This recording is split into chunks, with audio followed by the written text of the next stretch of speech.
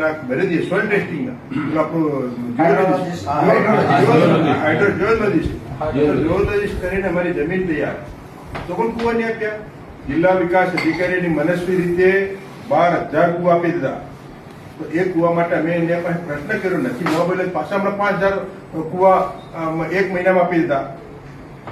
માત્ર ને માત્ર મહાત્મા ગાંધી રાષ્ટ્રીય રોજગાર યોજના અધિકારી એની ગુડબુકમાં સરકારશ્રીની ગુડબુકમાં કામગીરીમાં હું પ્રથમ નંબરે છું. સારી કામગીરી આ રીતે અબજો કરોડ રૂપિયા આપી દીધા અને એનજીઓ મારફત કામ કરે છે. આજે અમારો ગરીબ માણસ જેને ગરીબાઈ શું કે છે, જેના ઘરે ગરીબાઈ આવે એને ગરીબાઈની ખબર પડે, જેને ગરીબાઈ જીવનમાં દેખી નથી એને ગરીબાઈની શું ખબર પડે. હું પોતે આદિવાસી ખેડૂત છું, ધરતીનો ખેડૂત છું, મોટો ખેડૂત છું. મારા લોકો કઈ રીતે જીવન ગુજારે છે, કઈ રીતે રોજગારી મેળવે છે ને અને સવારથી સાંજ સુધી મા બાપના પેટના ફાળો પૂરવા દર ભટકે છે, મજૂરી કરે અને સાંજે સૂકો રોટલો ને મરચું ખવડાવીને મા બાપને સુડાવે. એ દિવસોમાં દેખેલા જે સમાજમાંથી આવું છું અને એનું અમલવારી થતી. પ્રભારી મંત્રી સાહેબને કીધું, પ્રભારી મંત્રી સાહેબ વાત કરો ટાઈમમાં થોડું પરિવર્તન ચેન્જ થઈ ગયું. આનું કશું નથી અને ડીડીઓ કોઈ મિટિંગમાં આવતો પણ નથી, ખાલી આવતા સાપ્તાહમાં રહે છે અને અમને કોઈ જાતનો સંકલન પણ નથી ધારાસભ્યનો. ધારાસભ્ય એટલે કઈ બાજુ મુલામ છે? ધારાસભ્ય અમે પણ 3.5 લાખ પ્રજાના પ્રતિનિધિ છે. કશું નહીં સાહેબ, કશું સમન્વય બેઠક નથી થતી. નહીં, સંકલન વસ્તુ અલગ છે, કામનું રિવ્યુ બેઠક વસ્તુ અલગ છે. આયોજનના કામોનું વર્કિંગ, એની મેનેજમેન્ટ, એની ચર્ચા અને સમન્વય થવું જોઈએ. માન્ય કલેક્ટર સાહેબ એ સમન્વય થતું નથી. માન્ય સંસદ સભ્ય સાહેબને, માન્ય મંત્રી સાહેબને બ્રીફ કરવાથી કામ થવાનું નથી.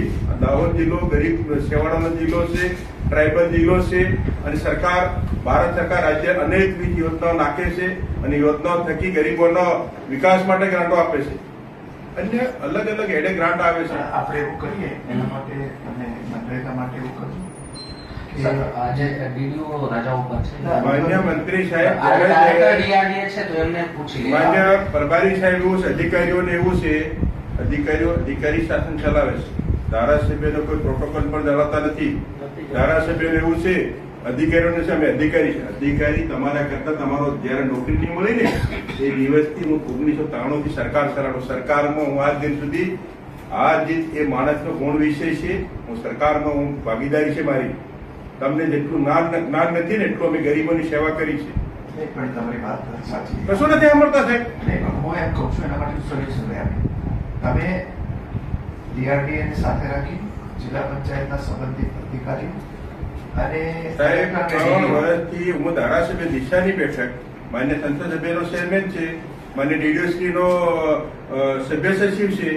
દિશાની બેઠક હોય 15 દિવસ પહેલા સ્થાનિક ધારાસભ્યોએ, જિલ્લા પંચાયત પ્રમુખોએ, પ્રભારી મંત્રી સાહેબ હોય બધાનું સંકલન સમન્વય કરી અને પછી દિશાની બેઠક બોલાવી છે અને વિસ્તારથી દિશાની બેઠકમાં ચર્ચા થઈ જાય તો શર્ટ ટ્રેન પર 10 મિનિટમાં ખેલ ખતમ.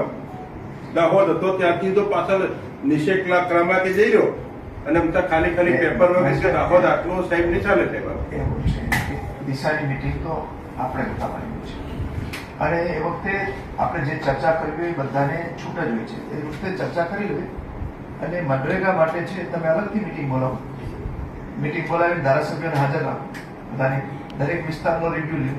પહેલા એમની પાસેથી સૂચનો માંગી લો કે શું કરવાનું છે.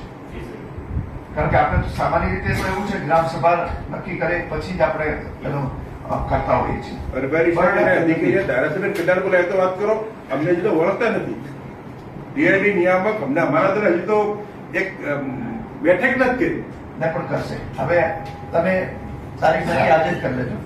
આજે તારીખ નક્કી કરી અને તમને ધારાસભ્યોને એને સંબંધિત અધિકારીઓ અને તાલુકા પંચાયતના પ્રમુખને હાજર રાખો. કારણ કે એમાં તાલુકા પંચાયત આવતા હોય છે, એને રાખો અને એના સૂચનો પહેલાથી માગી લો કે તમારા સૂચનો એ આપો અને પછી આપણે નક્કી કરો. પ્રભારી સાહેબ પ્રશ્નો ઉભા થવાનું કારણ અધિકારી છે.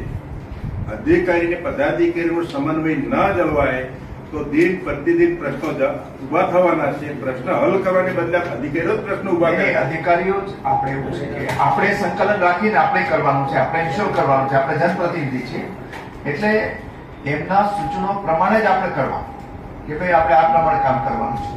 તો સૂચનો પહેલેથી મગાવી લો. 15 કે 20 દિવસ પછી ફરી પાછી મીટિંગ રાખો. મીટિંગ રાખીને કરી લેવાનું આપણે જે કરવાનું. હવે એક મિનિટ પછી હું જરાક વાત પૂરી કરી લઉં પછી વારાફરતી બધા